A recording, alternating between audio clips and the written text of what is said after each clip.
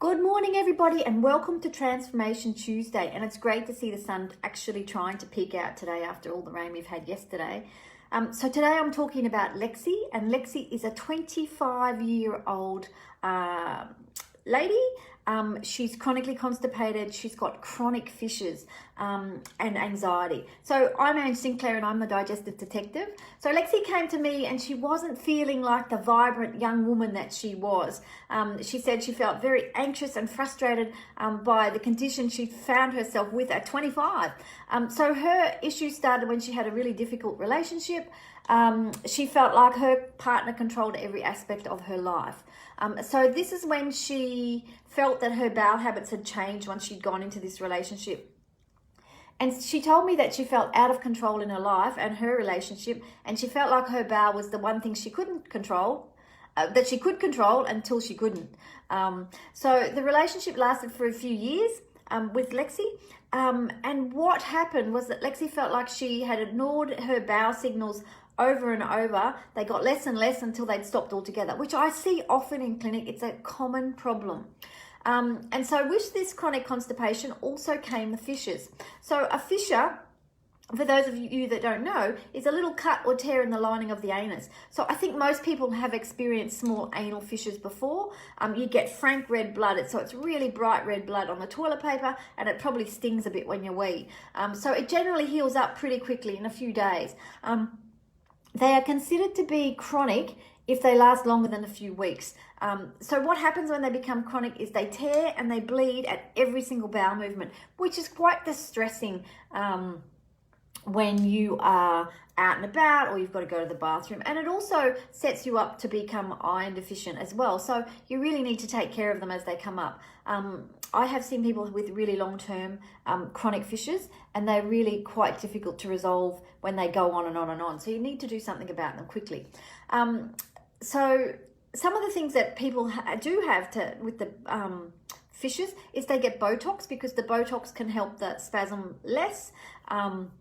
Because the whole anal sphincter tends to tighten and then they spasm, and that can break them open as well. And the last resort, if they can't, generally the conventional medical model is if they can't resolve them, they cut the skin and join them back together, which is also problematic because then they can break and tear, and then you're left with this chronic problem for the rest of your life. So Lexi wanted to avoid this if she could. That was the diagnosis that she got, that she should have surgery. So she generally, basically they told her surgery and stool softeners and topical pain relievers were the only things that she could do. So with Lexi, the first thing we did was look at the quality of her diet and make sure that she was having enough fiber. She was eating some vegetables, but no fruit. And I hear this over and over in clinic. All these people are so scared to eat fruit as it makes you fat and it's full of sugar. We have lived eating fruits for thousands of years, and we all need those lovely phytochemicals in the fruit that feeds and nourishes our gut bacteria. So for Lexi and I, we started with 2 different colored fruits every day, at least, and then increasing her water intake to at least 2 liters of water a day. We also added ground flax seeds, which can help with the bowel motility, especially for IBS constipation. It's excellent for that. I also gave her a prebiotic fiber because that's what I love to do. It gets, for most of us, our bacteria is chronically starving, so it helps getting more action happening with that good bacteria, which is what we want to do to make our bowel work better and to make those stools softer for her. But just going back to the fruit for a minute, fruit is not the enemy. You know, there are so many studies on how valuable fruit is in our diet. So it's really great to add it in as often as you like. And I must say that I really do see people frightened to eat fruit because it's going to put weight on them. That's not true.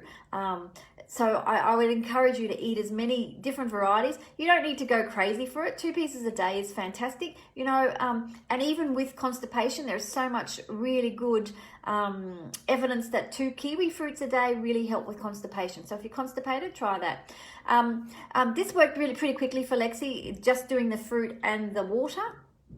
So she reported after 2 weeks that her bowel was went from that number 1 on the Bristol stool chart, which is the rabbit poos, to a number 4, which is the big smiling banana, which is where we want everybody to be. So she felt like when she got really stressed, or if she didn't drink enough water, that, you know, the poos would slide back to the wrong end of the scale. I also gave Lexi a herbal mix for her anxiety, you know, as I thought this was due to the fact that she was really worried about the fissure, and helped ease that anxiety that she was feeling all the time. She told me that she felt like her stress and anxiety were lifting away, and she wasn't getting anxious over everything like she had been before. So with the fissure, we use supplements for tissue repair. And with Lexi, we found that when her stool was softer and easy to pass, she wasn't getting that constant tearing. So part of the issue for people with fissures is that they really need to have a soft bowel, so they don't keep tearing that skin. And it's also too about stopping that bowel from the anus from spasming to stop from tearing that fissure. So the last time I saw her in clinic, she hadn't had a fissure for 2 months. And her bowel had improved as well. Her anxiety and her mental state had really changed. She would still get anxious, but not to the state that she was before. So she felt like she could, her words to me were, she felt like she could be 25 again, and really be a 25-year-old. She didn't feel like she had to stay at home because she was writhing in pain.